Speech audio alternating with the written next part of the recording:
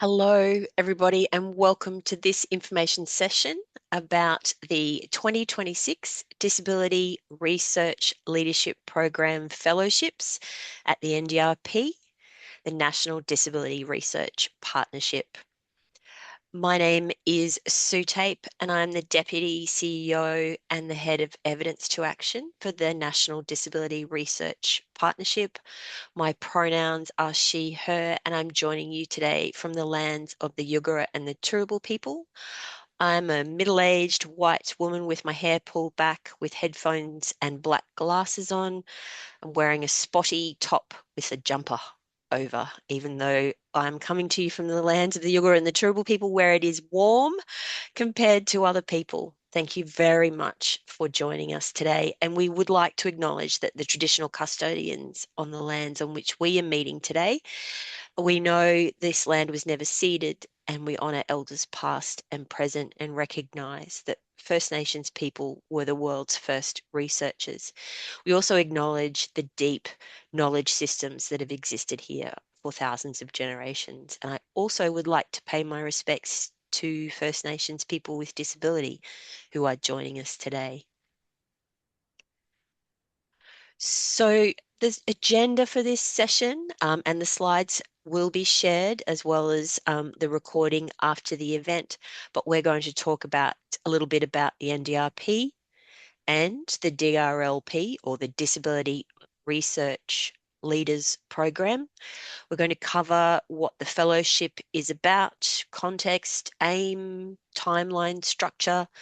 We're going to talk about eligibility, both for applicants and host institutions. We're going to cover in detail the assessment criteria, how to apply, key dates, application form, resources, the help you can get, and then we're going to cover some questions. The Q&A function is on today if you would like to submit anonymous questions, or you can use the chat. And we're going to recap also about next steps. And we will have a break in between. So we'll probably a 5 to 10 minute break, depending on how we go with questions and technology. I am joined by a number of my NDRP colleagues today. Catherine will introduce herself shortly, but I'm also joined by Jess and Mary Sayers. Our CEO is also here today and joins us and will be helping out with questions as well. So welcome everybody, and thank you for joining us. These sessions are designed to support you in preparing your application. So Catherine will take us through in a minute an overview of the fellowships or the Disability Research Leadership Program and the fellowships. And we, as I said, we'll finish with key reminders and next steps. We want to flag something up front though, please. We're very happy and we will be clarifying the guidelines, explaining expectations, but what we can't do in this session is comment on individual people or individual projects that and what is likely to be funded or what is definitely eligible or not. We want to make sure that all applicants receive a fair and consistent advice. So our approach for this fellowship is also like we have in previous opportunities. We provide an information session, we provide guidelines and frequently asked questions. And where there is clarification or new information, we update the FAQs. So we can't provide individual advice. So as you will have already seen, we have Auslan interpretation via the Zoom interpretation feature, and we are joined today by Sharon, who is doing live captions. I'll get Jess to pop the external caption link into the chat. If you prefer to change the size of the captions, etc., you can do that. Like all NDRP events, the chat function is on. We welcome your reflections, your encouragement, and respectful conversation. Please keep in mind that the chat is going to be monitored to make sure it's a safe space and inclusive for everyone. And as I said, the Zoom Q&A function is on throughout this event. If you prefer to remain anonymous or want to log your questions privately, please use this feature. As you go to put a question in, it'll ask you if you want to be anonymous, etc. And our team will be monitoring both the chat and the Q&A to make sure we address your questions. We might not be able to cover every question today because it might be a curly question, or it might be that we need to have some discussion as a team. So we will flag that and say we'll take that question on notice, and it'll get updated in the frequently asked questions. If you need any assistance, please message Jess in the chat. Jess uses they, them pronouns. So Jess Rosenthal, please, if you're having any technology or other issues. So just a little bit about ourselves. The National Disability Research Partnership, the NDRP, is an independent organisation. We do a lot of things. So probably primarily you see that we fund and support disability research led by and with people with disability. We're funded by the department DHDA, so Department of Health, Aging and Disability. You can check out our website. I imagine most of you have been there before for more information about us and where we've come from. So we're an independent organisation that's been in place for just over 2 years now. And you can also go to our website to see the story of the NDRP before becoming an independent org. There's a lot of information in there about things like the research agenda, the guiding principles. And I know that Catherine will take you through how those pieces on our website form resources that you might like to understand and access before you pull your application together. So we're a small but agile team, and we have people in different states across Australia. We work together to deliver a number of activities and support research by and with people with disability. But I'm going to throw over to Catherine now, who's going to talk to you about our overall disability research leadership program. Thanks, Catherine. Thanks, Sue. Catherine speaking. Hello, everyone. My name is Catherine Raphael, and I am the Research Programs Manager of the National Disability Research Partnership, or the NDRP. So my pronouns are she, her, and I'm joining you from the lands of the Gadigal people of the Eora Nation in Sydney. And I'm a light-skinned woman with long dark hair tied back, and I'm wearing glasses and a dark blue jumper, and I think I'm wearing a blue shirt under this. So the NDRP has established the Disability Research Leadership Program, or the DRLP, and I'll use DRLP from now on, to recognise and support emerging and early career researchers with disability. So the program is aligned to the NDRP's strategic focus on strengthening disability research capacity and responds directly to consultation with current and former higher degree students with disability and postdoctoral fellows. So these consultations highlighted that there were barriers that students faced and that there was that need for flexible support and flexible postdoctoral pathways, and the value of networking for peer learning and mentoring. So earlier this year, the NDRP funded the first intake of the DRLP, and that was for research students studying for a PhD or master's degree by research.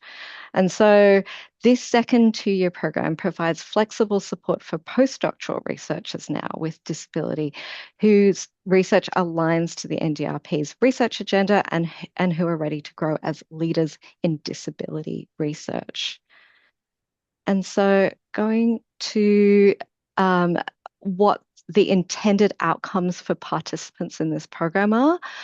So the objectives are to strengthen participants' career progression and profile, connect with a community of peers to share and learn from each other, access professional learning opportunities and connections with other people in government, policy and practice, disability research, and disabled persons and representative organisations that they would not have otherwise had access to, and strengthen practice in high quality, disability led, and inclusive research that has an impact on disability policy and practice. And so the intended outcomes for us at the NDRP are to support postdoctoral research activities that are aligned with the NDRP principles and research agenda. Build an evidence base on the barriers and enablers for postdoctoral fellows with disability through evaluation of the program's learning, and improve the recognition of researchers with disability in the research sector for expertise and contributions. And very, very importantly, strengthen those pathways for researchers with disability into leadership roles in academia as well as policy. So I'm going to talk a little bit more about the details of the program. So the fellowship goes for 2 years, and the funding for the NDRP provides $110,000 per year towards funding the fellows' salary and on costs. However, host institutions will be expected to top up where required. There is up to $60,000 in flexible funding per fellowship for research and professional development, a minimum of 25% of the amount. So in the case of a full-time fellowship, this would be at least 15,000. Of this is to be spent on professional development. There will be a national community of practice supported by the NDRP for the first year of the program. And for the following year, fellows will be supported to self-organise peer networking. And there'll be also additional learning and development sessions and networking opportunities that may be offered by the NDRP as well. And so it's important to note that the NDRP provides funding. However, the host institution will be the employer, and this is why it is important that a host institution is engaged. The fellowship can be full-time or part-time. Either way, the length of the fellowship is 2 years for both. And the part-time minimum is 0.5 FTE. So FTE stands for full-time equivalent hours. And so 0.5 FTE means half or 50% of full-time working hours arrangement. And in the case of part-time fellowships, the salary contribution will be prorated. So if it's a 50% or 0.5 FTE, then that would be also the salary contribution would be 50%. Likewise, flexible funding for research and professional development will also be prorated in those part-time arrangements. So I just wanted to note there was there was a little bit of confusion over that term, whether the flexible funding for research and professional development was also prorated. I just want to confirm that, yes, that will be prorated for part-time arrangements. And the expectation is that fellows will attend at least 6 community of practice sessions over the first year. And so what can the research and professional development funding be used for? So these are I'm going to go through some examples, but they're not all definitive. As we've seen with intake 1 of the DRLP, people have been very creative, and that's been fantastic. So things that could potentially be funded are direct research costs, so including payment of participants, software costs, research and research-related equipment, travel, accommodation, and registration to attend or present at work conferences, training, mentoring, or professional development courses, knowledge translation or knowledge mobilization costs, placements or collaborations with a disability representative organisation, equipment that cannot be funded from other sources, such as the NDIS or a university or the host institution. Activities that strengthen involvement or leadership of people with disability in the research project, or accessibility related activities for participants involved in your research. I'm going to move on to outlining what the research and professional development funding cannot be used for. So it cannot be used for tuition fees, it cannot be used for overheads, and it cannot be used for costs that other parts of government pay for, such as the NDIS or Medicare. And it also can't be used for accessibility adjustments that should be provided by your host institution. So next up, I'm going to talk about the timeline. So application forms opened on Monday, so that was the 10th of August, and they will close on the 21st of September 2026 at 5 p.m. AEST, which stands for Australian Eastern Standard Time. So this is the time that, so this will be the time in Sydney, Melbourne, and Brisbane.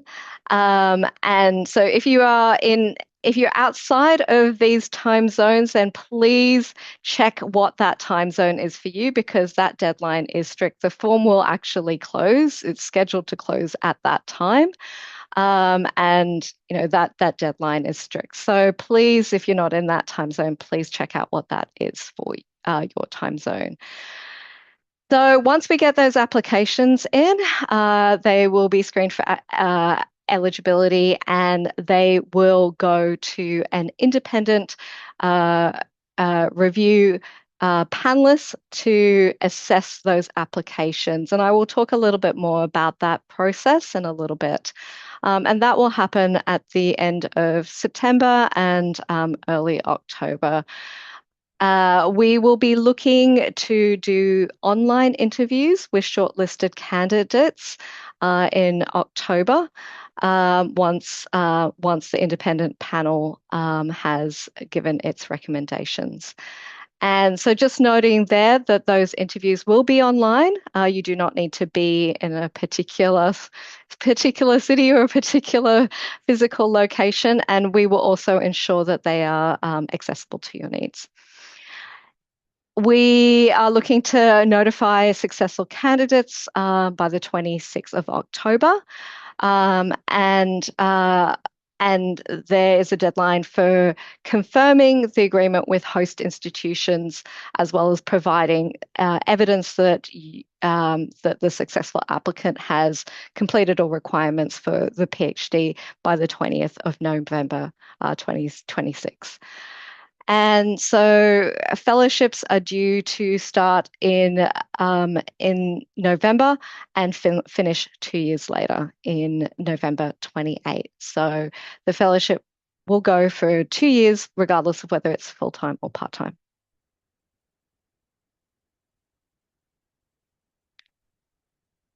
All right. So who is eligible?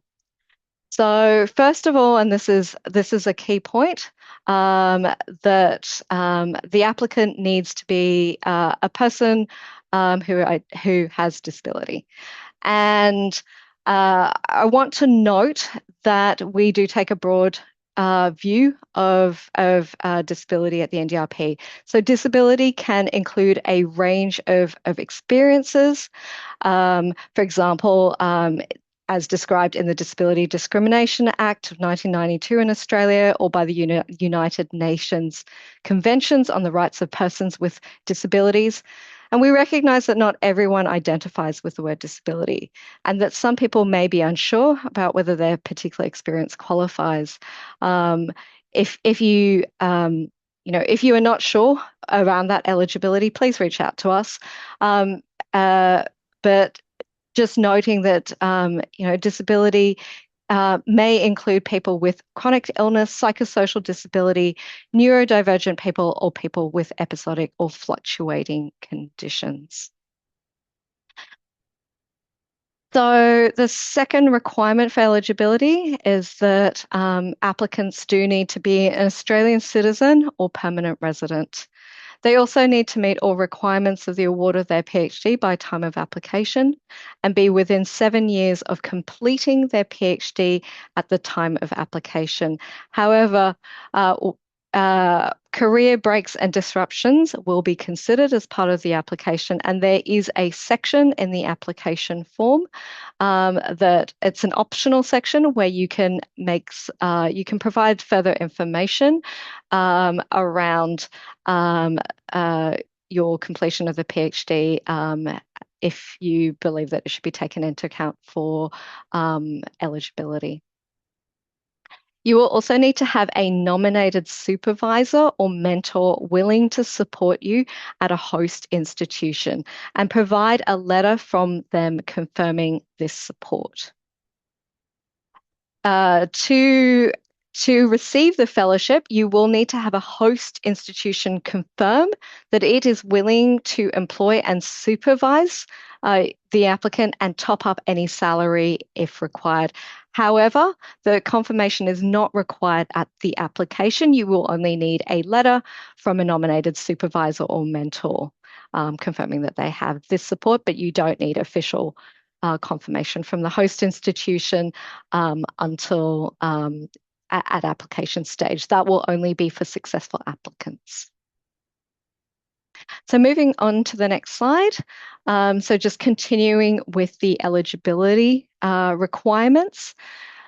You will need to have a proposed research project with objectives and outcomes that are aligned with the NDRP's principles and research agenda. And so that is around contributing to improving the lives of people with disability. And so the principles and the research agenda are both linked to from the guidelines, and they're both available on the NDRP website. So please have a read through those and ensure that the research project that you're proposing aligns with those. You also need to not be in receipt of another postdoctoral fellowship that provides a salary contribution covering the same period as this fellowship, unless that funding is solely to top up the fellow's salary to the required level of appointment. And you need to give a consent to being identified as a recipient of the DRLP Fellowship in public communications about the program. However, I do want to note that that doesn't mean that you need to identify the nature of your disability. We will work with successful applicants and only disclose what they feel comfortable disclosing. And lastly, you do need to commit to engaging in the program activities and the evaluation of the DRLP fellowships as well as part of the fellowship agreement. All right, moving on to eligible host institutions. Host institutions must have a current Australian business number or ABN. They must have documented organisational and financial policies and procedures. They must have a business and or strategic plan, and they must have an annual report, as well as insurances, including public liability insurance and professional indemnity. I do want to note, however, that this does it's not just universities that are eligible host institutions. So as long as the institution fulfills all this eligibility criteria, then that potentially could be, that doesn't need to be a university. So the institution needs to comply with all relevant state, territory, and Australian legislation and standards relevant to the project, including working with children requirements. It needs to not be named in the institutions that have not joined or signified their intent to join the scheme, and list of the National Redress Scheme for Institutional Child Sexual Abuse. And they also need to have in place existing policies and systems that comply with the Australian Code for Responsible Conduct of Research, or have this through a formal partnership with an organisation on the project that does this that does have these policies and procedures in place. So this potentially could be in partnership with a university if you need specific, if you're doing human research. So I'll talk a little bit more about ethics in a little bit. Going to the next slide. Just on confirming the host institution and PhD completion. So no fellowship can commence without a confirmed host institution in place. And so this is because, as we noted, the NDRP is providing the funding, but it is the host institution that is the employer. And because of our particular funding requirements, we do need to have this in place by the 20th of November, 2026. And so successful applicants need to provide confirmation by that date from a host institution that it agrees to host the fellowship and meet the host institution requirements. So organisations must be legally able to enter into a funding agreement with the NDRP. Applicants will also need to provide evidence that all requirements for the award of the PhD have been met. But I do want to note again that this step is only for successful applicants, and evidence of both of these things is not required for the application. All right, so the next slide. It's very important that projects involving human participants must obtain approval from a recognised human research ethics committee before starting on any data collection. And where a project does not require full ethics committee review, applicants should obtain written confirmation of exemption from their institution's ethics body, or a partner organised institution that provides that oversight. And it's very important that all projects must comply with the Australian Code for Responsible Conduct of Research, but also to note that applicants do not need ethics approval at the time of application.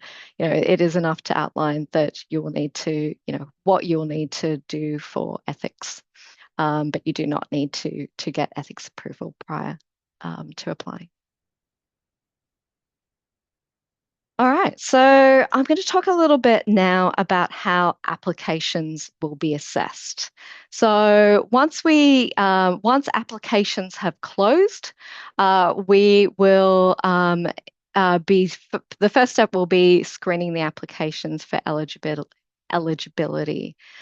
And then the next step is eligible applications will be assessed by an independent review panel members. And so this will be based on the published assessment criteria. So those assessment criteria, and there are 3 of them, and I will talk a little bit about them next.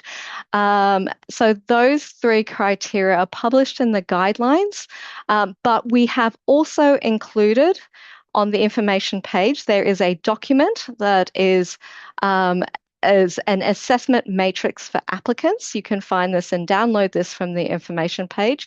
And this actually outlines in detail what the independent review panel members will be looking for, and what will be considered strong applications. And I'll talk to that in just a few moments. But this, I cannot emphasize enough how important it is. Please look through that assessment matrix, because this is the document that will guide the independent review panel members. And so once the applications have been assessed, the top shortlisted applicants will be invited to attend an online interview, and with recommendations from that being made to the NDRP board. And so the NDRP board will make the final decision on the fellowship participants. Once that decision has been made, all applicants will be notified by the outcome by email, and feedback will be offered to applicants if so desired, to support future opportunities. We will have a feedback session as well to have generalized feedback as well. All right, so I'm going to talk a little bit more in detail around the assessment criteria. And so, as I was saying, these are outlined in the guidelines, and there is also that assessment matrix document, which goes into it in a little bit more detail. So there are three main criteria. So first is the connection of your proposed research to the NDRP principles and research agenda. Second is potential impact of the program on you and your career. The third is experience and readiness to make the most of this opportunity. So they are the three main criteria. In the application form, they will also be an optional information box where you can provide any additional information that you would like to support your application. And I'll talk a little bit about that in a second. All right, so first of all, criterion one. So just moving to the next slide. Thank you. So criterion one is connection to the NDRP principles and research agenda. It is worth 40%. And you have up to 600 words. And so the form actually will tell you how many words there are, how many words you have submitted.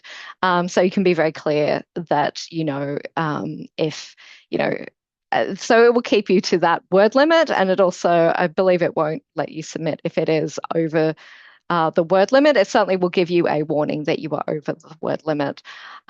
So yes, please keep to 600 words or less. And so criterion one looks at how well the proposed research connects to the NDRP principles and research agenda, which I've noted are available on the NDRP website and are linked to from the guidelines. And so it's asking how it will be co-designed and produced with people with disability and how it can contribute to changes in policy, practice, or programs that benefit people with disability. So going into a little bit more detail, strong applications will clearly describe the proposed research and what it will deliver by the end of the fellowship. It will explain how the proposal was developed, including any consultation or co-design with people with disability, a disability representative organization, or other groups. And it should show clear alignment with the NDRP principles and research agenda and describe the benefits for people with disability, including potential contribution to policy, practice, and programs. It will explain how the research will be co-designed and produced by people with disability and outline a clear plan for sharing findings with people with disability and the wider community, as well as describing how the nominated supervisor or mentor will support the research. So moving now to criterion two. So criterion two is the potential impact of the program on you and your career. And it is worth 30% and it has a word limit of up to 500 words. And so this criterion looks at how your fellowship would support the applicant's research and career development, how it addresses barriers they face, and how they would use the experience to keep contributing to disability-led inclusive research. So strong applications. These are ones that will explain how the program would support their career progression and address their current barriers to progressing a research career. So this may include factors relating to the applicant's disability, but it can also include other factors, including job security or being able to secure an inclusive workplace. Strong applications will also provide a clear high-level overview of how the research and professional development funding would be used. And it would describe how the experience would be used to continue contributing to disability-led and inclusive research in the future. All right, moving on to criteria three.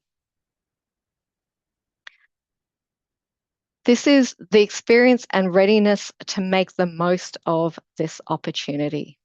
And so this is also worth 30% and has a word limit of up to 400 words this time.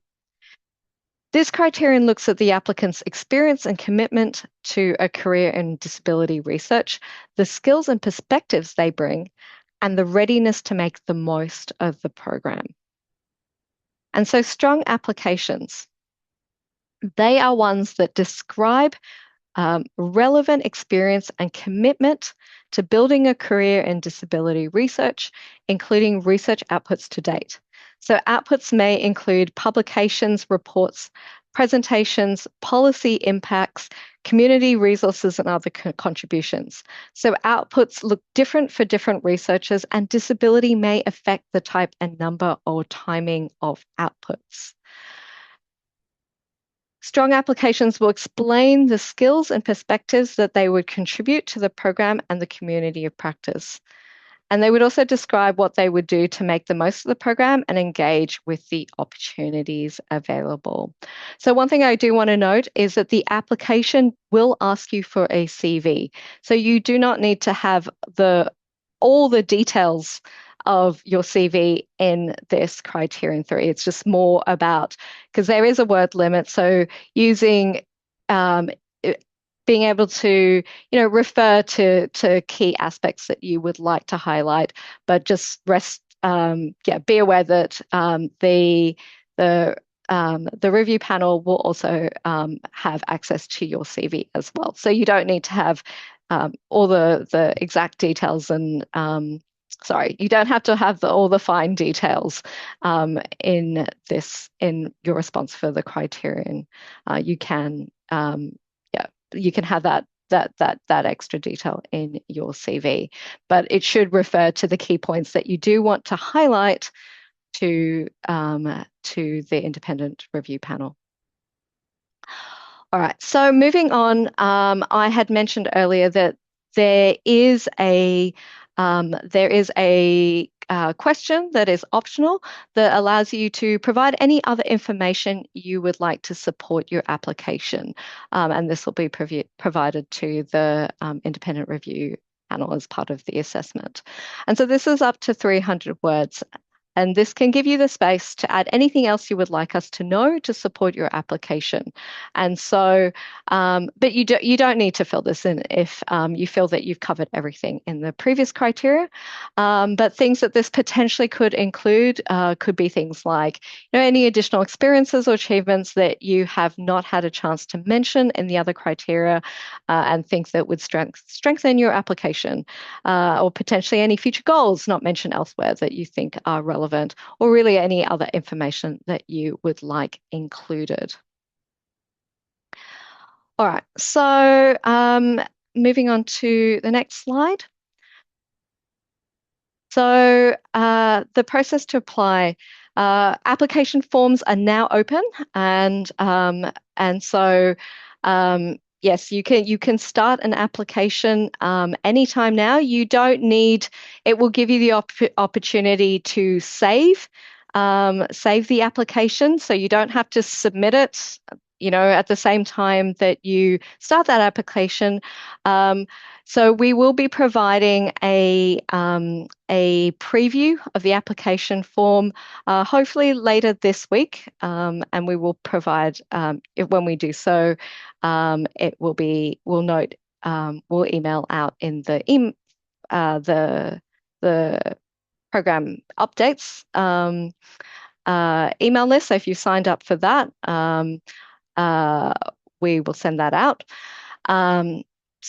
We will notify you when it will be updated on the information page. So we'll be providing a form preview, so that allows you to have a look through the form without actually starting an application. However, I do recommend, if you are intending to submit an application, to start a form earlier rather than later. Please do not leave it to the last day, because if there are any issues, it will be very hard for both us and any last minute inquiries to, for us to respond to that. Whereas if you could do that earlier and identify any issues earlier, that will save us all a lot of stress. And so we use a system called Smarty Grants. It's a platform that a lot of grant applications use to manage the application process.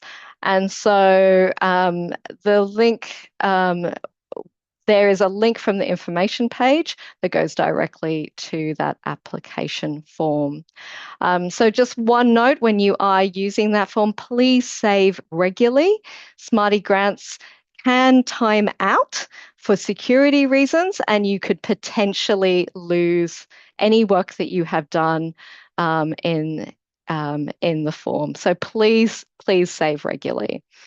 And you can find supporting resources at our information page. And so I think if someone can just drop a link to the information page in the chat, but I think most of you would have already been aware of that. And so just noting that they are also templates for the CV and letter of support as well on that information page.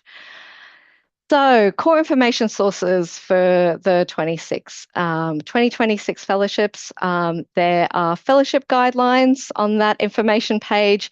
There is also, in the guidelines, there are links to the NDRP guiding principles and research agenda. Please have a review over those before you submit your application. There is also, as I had mentioned before, there is the assessment matrix for the independent panel reviewers. Please have a look over that as well. We have also included a list of frequently asked questions, and we will be updating those as we go along. We will note the date on which, if there are any updates, the date will be noted when that has been updated. So you'll be able to see what are new frequently asked questions, and we will also be letting people know through the email fellowship updates when we have updates as well too. As I mentioned, we're looking to create a preview of the application form that should be available later this week. And also, I encourage you to have a look at the resources and videos on the NDRP site. They really are fabulous resources for disability research. And we also have some great resources for co-design as well too. And lastly, if you haven't already, please subscribe to the fellowship updates. There is a link from the information page. And this will also sign you up to the general NDRP newsletter. But we do recognize that not everybody on the general newsletter will want to get every single update, but that those interested in the fellowships will. So that is why we have created that special, you can register to say, yes, I would like those more frequent updates, and we will then provide updates when the information page changes, or there's any extra information or frequently asked questions that have been updated. All right, so before we take a break and go to questions, I just want to review a checklist of what you need before applying.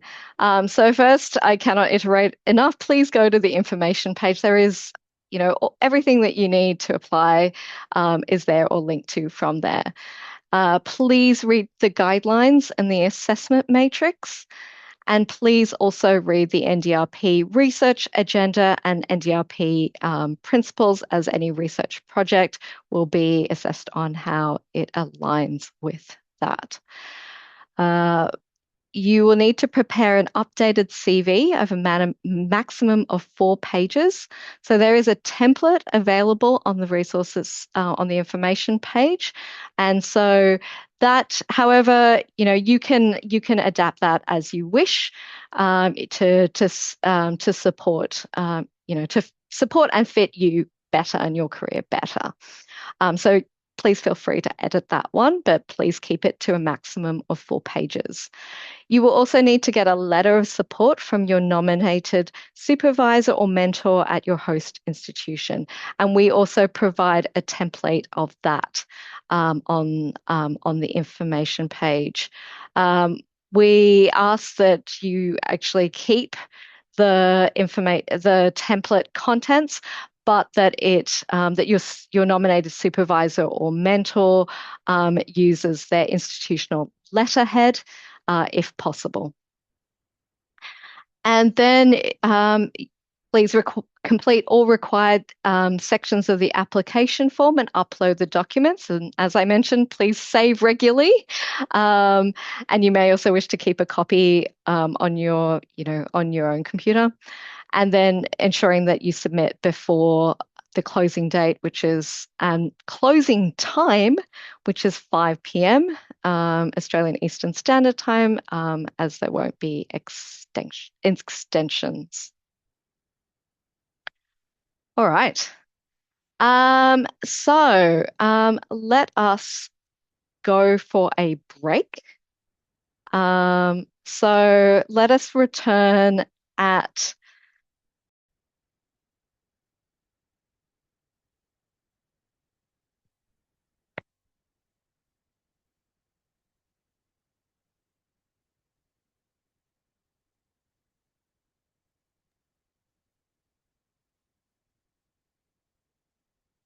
Catherine speaking. So hopefully everyone's back. We're now going to go to questions. So first, I'm just going to address some questions that we've received either in yesterday's session or pre-received. And then we'll go to questions received in this session, and there'll also be time for further questions as well too. So there was the question whether flexible funding for research and professional development will be prorated for part-time fellowships. So yes, the flexible funding for research and professional development will be prorated for part-time fellowships. So will part-time fellows also be required to use 25% of their research and professional development funding on professional development? And the answer is yes, that requirement still applies based on the prorated amount of funding available to the fellow. Next up is, there was a question as to whether the host institution could be a business owned by the applicant. The answer is no. The host institution is expected to provide oversight and administration of the fellowship that is separate from the fellow themselves. And so a business that the applicant owns can't provide that separation. And so it wouldn't pass probity. And as essentially that same person would be effectively both the recipient and the body accountable for the funding. So they do need to be separate. So there was a question whether there was any flexibility with the host institution signing date. If people had difficulty getting it through their organisation in time. And we do understand that some organisations, especially universities, can take a bit of time, but we do want to note that NDRP's funding comes with fixed deadlines, and so the host institution confirmation date, the 20th of November, is also a firm requirement. However, if a successful applicant has difficulties meeting this due to a host institution's process, we will endeavour to work with them to find a way forward. but this might affect the overall fellowship timeframe or funding. And so we're not able to commit to a specific approach in advance, as this would depend on the individual circumstances. So there was also a question whether there was an expectation that applicants co-design their proposed research before submitting the proposal, or can this happen during the fellowship? So I highly recommend having a read of the assessment matrix, as that will give you more information as to what the expectations are. And so, as part of responding to the criterion 1 question, the application form will ask applicants to outline how will you ensure your research will be co-designed and produced by people with disability. So please tell us how people with disability have helped shape the proposal so far and the roles that they will hold during the project. And so the expectation is that applications will show at least some early input, if limited, along with a clear and credible plan for co-designing and producing the research with people with disability throughout the fellowship. And so, as I was saying, please have a look at the assessment matrix document, as it does provide more details on the assessment framework that will be used by the independent review panel. All right. So I think Sue, if you could maybe let me know if there's been any questions in the chat that we would like to address. Sue speaking. Thank you, Catherine. I'm just going to go to one that's in the Q&A function first. So it's lengthy, so would you still be eligible if you got your PhD a while ago, but have only recently switched to disability research after receiving your own disability diagnosis? And so you are really like an early career researcher in disability research, even though you may not be considered that way solely based on time since PhD.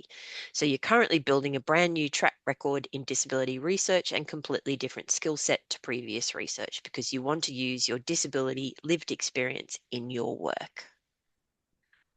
Thank you very much for that question. So this is why we have a section in the application form that allows you to give us a bit more information about your background. So I can't give you a definitive answer in your specific eligibility. These are the sorts of things that we, recognize, can provide, challenges, and this is why there is that section that you can explain that context and your individual circumstances, and that will be considered as part of it, assessing eligibility. Sue speaking. Next one is around supervisors, mentors, and host institutions. So is it okay for the mentor and supervisor to be someone that is not within the host institution? They're from another institution in a university that works in partnership with the organisation that they work at a DRO. So ideally, we would like someone from the host institution and there be a letter of support from the host institution. And this is because, as we mentioned before, it is the host institution that is the employer. So we do, ideally, we would like to see that there is support at the host institution, that that there is someone willing to supervise or mentor at the host institution. I will note though that you can have more than one supervisor or mentor, and this is something that you could potentially note in your application. So if there are specific challenges around that you do have someone at you do have an academic supervisor, but potentially not yet a host institution, please reach out to us and, we can learn a little bit more about that context. Even though the advice that we'll provide is general, it does help us to, see how that applies. So please reach out to have further discussion about that. Sue speaking. I'm going to go to a question now about time and eligibility. So the question is about the 7 years post PhD requirement. If you're almost 8 years post PhD but have lots of interruptions due to care, etc., what the position is. And yes, this is why we have specifically said that those career interruptions and breaks, will be considered as part of eligibility. There is that section in the application form that you can outline your particular circumstances, and they will absolutely be considered as part of assessing eligibility. So speaking, just another question around eligibility and other funds. So is it that you cannot have multiple fellowships simultaneously, but that you could use other funds to potentially extend the research budget if possible? I'm not exact. I think I might need to see a timeline of how that works. So potentially that could be something to email to get further clarification. As apologies, I'm not exactly sure how that would work. And so yeah, I might. Yeah, I think we'll need just a little bit more information. Thank you.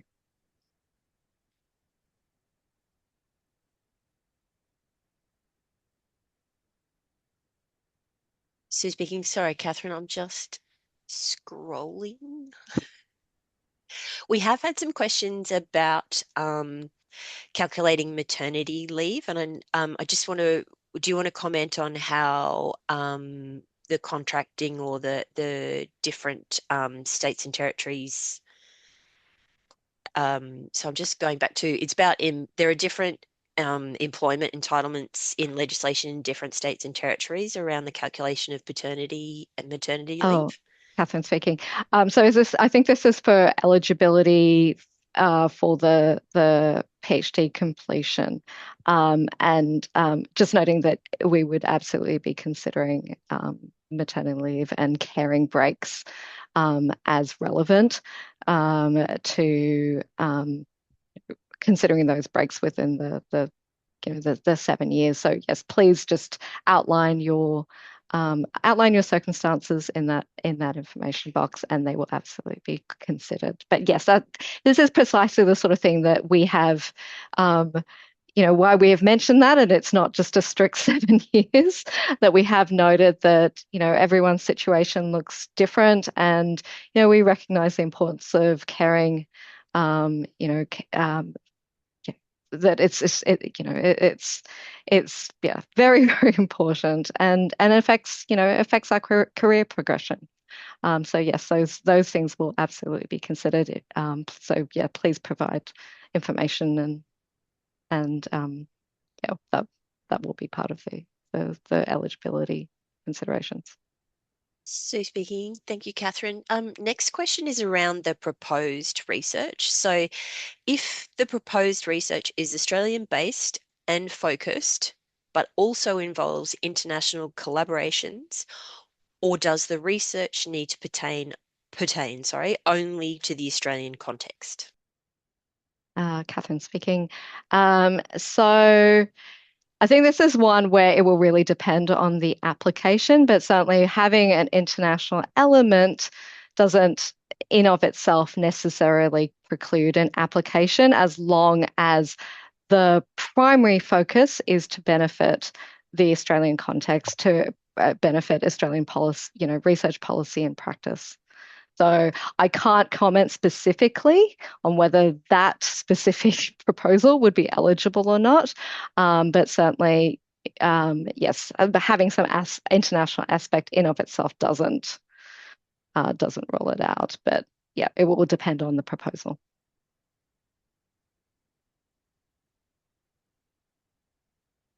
Sue speaking, we had a question in the chat also about the detail on the role and the scope of the expectations for the supervisor or mentor, whether there were any further guidance you wanted to give on that, or is that all covered in the guidelines? So we don't have a specific, we haven't prescribed a particular, um,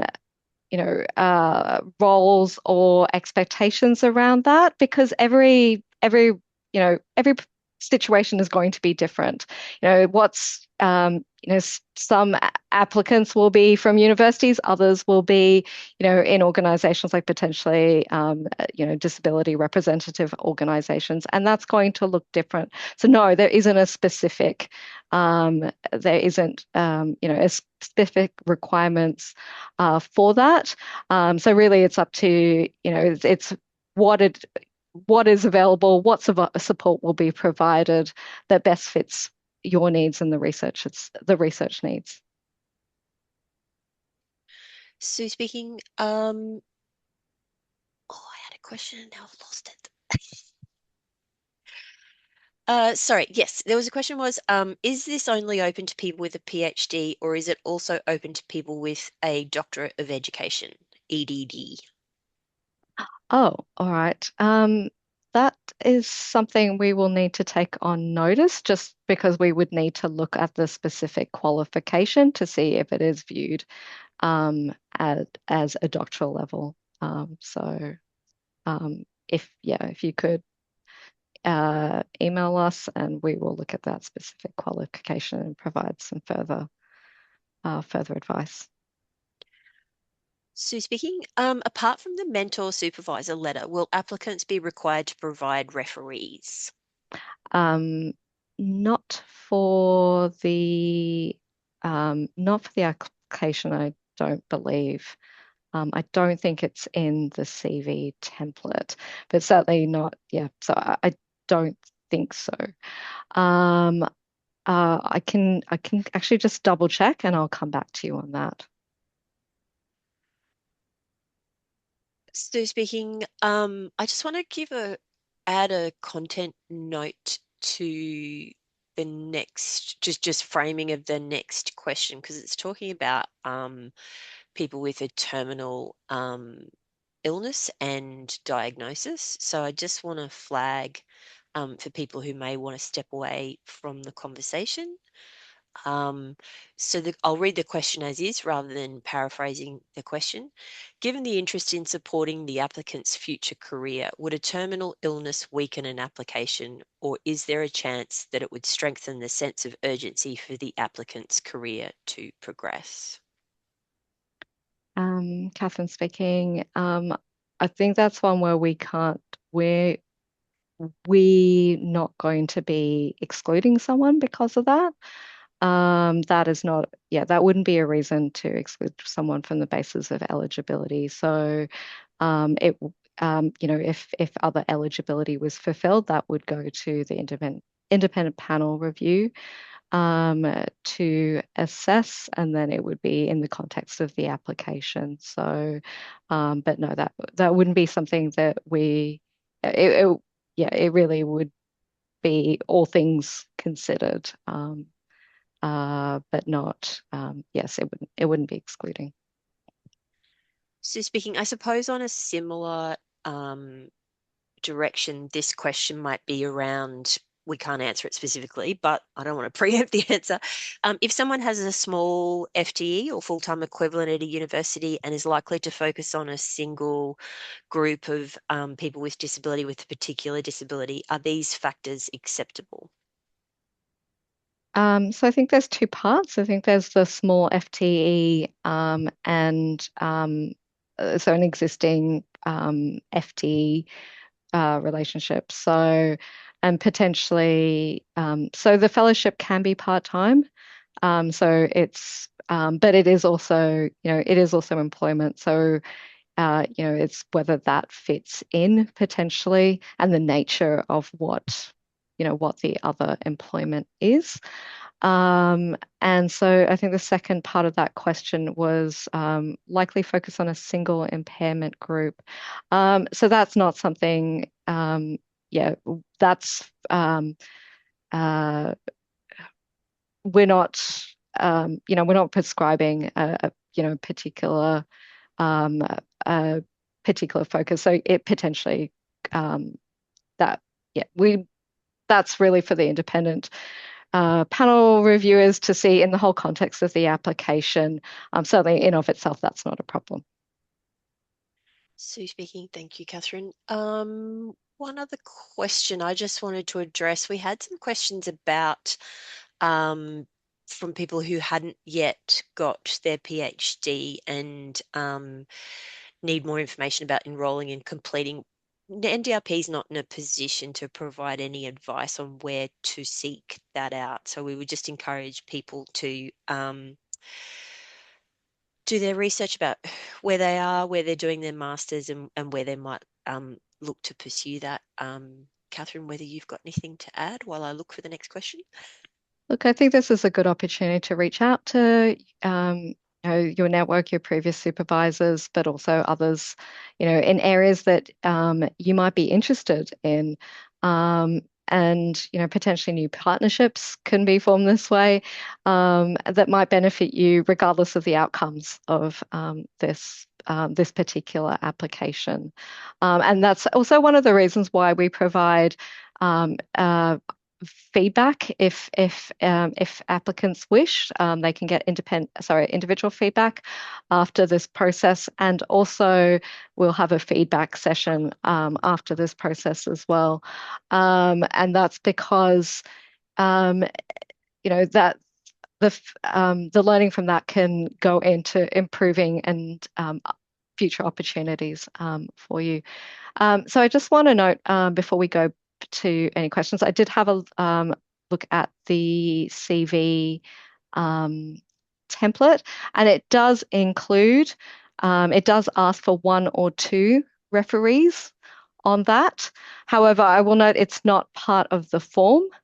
And so, and the CV, so ideally, if you could put 1 or 2 referees, and we certainly that is something that we would be looking to for shortlisted applications later. So if you can, that would be preferable. However, it isn't part of the kind of required form aspects. It is part of the CV, which you can you can update, you can edit. So speaking, one question about the full-time, part-time. So is the full-time, part-time status pertaining to people's overall job time? Is there any requirement pertaining to the amount of time people are expected to spend on activities related to the specific research project and professional development activities mentioned in the proposal? So again, I think the employment relationship is with the host institution, and so that will be under the sort of expectations of full-time arrangements under a host institution. We don't have at this stage, we're not specifying specific hours other than general expectations for full-time engagement. As for we have a specific direction around the 25% of the research and professional development funding is to be spent on professional development funding, and so that in other words, it's not all spent on research costs, because we do think that it is important that for people's career development, that that their professional development is invested into. But there's no specific time around that. It's a monetary amount. Hope that helps. Sue speaking. Thank you, Catherine.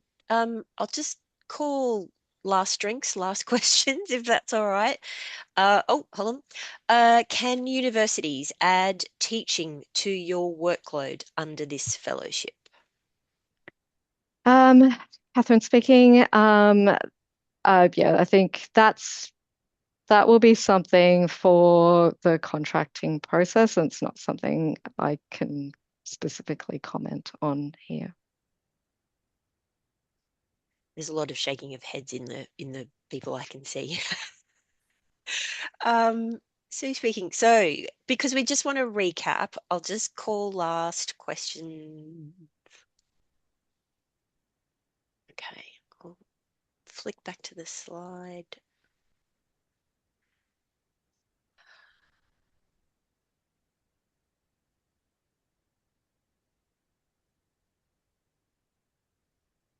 Over to you, Catherine. All right. All right, so wrapping up now. So please go to that information page. I know I've said it a lot of times, but please, that is where you'll find everything. And if you haven't already, there is a link on that page that lets you sign up for specific fellowship updates. And this will mean that, when we update things, you will get notified within a short period of time, rather than the general NDRP list will not contain most of those updates. So we're hoping to release a preview of the form in a Word document that later this week. And when you're ready, please submit your applications through the Smarty Grants link. Again, another reminder that applications close at 5 p.m. Australian Eastern Standard Time on the 21st of September 2026. So please check that time if you're out of the Australian Eastern Standard Time zone. If you have any more questions, please reach out to us at info at ndrp.org.au, and we'll get back to you as soon as we can. So generally we aim to get back to you by at least a couple of days. At the moment, we are a little bit swamped, so we're taking a little bit longer, but bear with us. We are getting through them. And also we will be updating frequently the frequently asked questions as we received additional as we receive additional questions as well too. I think when you close the Zoom event, you'll be directed to an event feedback form. Please let us know, if there's anything we can improve. It's totally okay to be as frank as possible, because we know that there's certainly things that we can improve, and it really helps to get that information.